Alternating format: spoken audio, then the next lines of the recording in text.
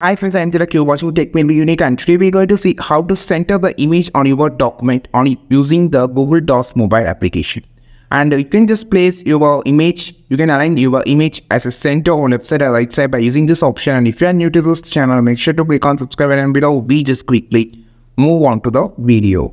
So how to center align the image of picture on your Google Docs mobile application. I'm just going to show. For that, first of all, you just need to change the split to print layout so you can see how the full sheet will be. So just created a table here. I'm just going to make a picture on here. Just click on this plus symbol, click on the image, and just select a photo. I'm just going to resize the photo like this. You can see it is on the left side. So now you just need to click on this symbol, so this will make the image options. So in here you just need to click on the format, and you have a lot of options. Just swipe to the bottom section, and here you can find a format, like you can just align it on center, left side, right side. If you want to have the alignment on the center, you can just click this and you can just align it.